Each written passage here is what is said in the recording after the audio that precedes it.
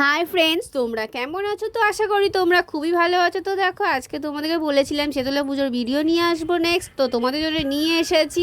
তো দেখো, সকালবেলায় বাবুঘাটে আমাদের ঘটের পুজো করা হচ্ছিলো এবং গঙ্গা দেবীর পুজো করা হচ্ছিলো। তো সেই পুজোর জন্য এই ঘর টর সব পুজো করা হচ্ছিলো। দেখো, গঙ্গার ওখানে সবাই মিলে গিয়েছিলো, ওখানে পুজো হচ্ছে। তো আমাদের ভেতরে এই মন্দিরে সব ঠাকুরগুলো রয়েছে। এটা মা শেতলা। তো এই মন্দিরটা সবসময় আমাদের খোলা থাকে, সবসময় প্রত্যেক দিন পুজো হয়। সবাই গিয়ে ওখানে পুজোও দিতে পারে, দেখতে পারে। তো প্রায় গণ্ডির প্রায় শেষের দিকে। তো এই মন্দিরের ভেতরে সবাই গণ্ডিটা যাচ্ছিলো, কারণ আমিও যাচ্ছিলাম। আমি একটু গিয়ে ভিডিও বানাচ্ছিলাম। তো রাস্তাটা খুবই ছোট ছিল, যেতে অসুবিধা হচ্ছিলো। তো আস্তে আস্তে করে আমি যাচ্ছিলাম।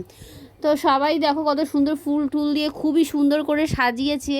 খুব ভিড় ছিল, লাইন দিয়ে যেতে হয় এখানে, যেহেতু মন্দিরটা একটু ভেতর দিকে ছোট, তো তাই। তো যেতে যেতে আমার সাথে কি ভয়ানক একটা ঘটনা ঘটলো। দেখো কি অবস্থা, আমি তো ভাবলাম আমার ফোনটা পুরো খারাপই হয়ে গেল যেতে যেতে প্রায়। তারপর দেখো কীরকম সিঁড়ির ওপর থেকে আমার ফোনের মধ্যে পুরো জলটা ঢেলে দিল। আমি তো ভাবলাম ফোনটা আমার খুবই গেল, পুজোর দিনে আমার মনটা খুবই খারাপ হয়ে গেল।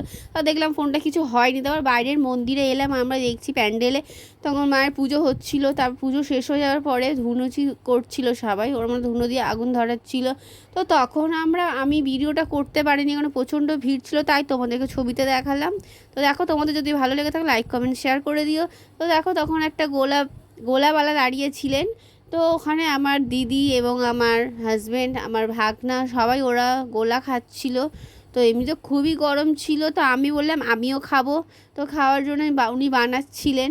তো আমি কাঁচা ম্যাঙ্গো খেয়েছি। তো সত্যি গরমে হেঁটে হেঁটে খুবই গরম লেগে গেছে, তো খুবই ভালো লাগছিলো। গরমের সময় গোলা খেতে সত্যি খুবই ভালো লাগে।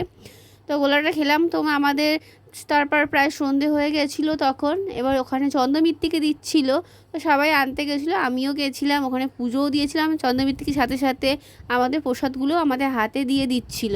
তো তখন আমার হাজব্যান্ড, আমি এবং আমার ছেলে তিনজন মিলে গিয়েছিলাম প্রসাদ নিয়ে আসতে। তো তখন খুবই ভিড় ছিল। তারপরে ঠাকুরটাকে একটু ভালো করে তোমাদেরকে দেখালাম, কারণ ভিড়ের মধ্যে তোমাদের দেখিয়েছি। তো দেখো মন্দিরটা কত সুন্দর, খুবই ভালো। ঠাকুরটাও কত সুন্দর দেখো। তারপর এখান থেকে হয়ে আমরা প্যান্ডেলে গেলাম। প্যান্ডেলে গিয়ে ওখানে সবার প্রসাদ দেওয়া হচ্ছিল। তো প্রসাদ নিচ্ছিল আমাদের পাড়ার ছেলেরা, ওরা অনেকই হেল্প করছিল। ছেলেরা খুবই ভালো ছিল, সবাই কি সুন্দর সবার হাতে গুছিয়ে গুছিয়ে সব কিছু দিচ্ছিল, ওরা খুবই ভালো। তো আমাদের প্রসাদটা সবাই দেওয়ার পরে আমাদের প্রসাদটা একটু খুঁজে পাচ্ছিল না। তো আমাকে বললো, দিদি দাঁড়াও আমি খুঁজে দিচ্ছি। তো ওরা খুঁজছিল। তো ওরা খুঁজে প্রায় অনেকক্ষণ পরে খোঁজা পেলো, তারপর আমাদেরকে দিল। তো ভিডিওটা যদি ভালো লেগে থাকে লাইক কমেন্ট শেয়ার করে দিল। Bye bye.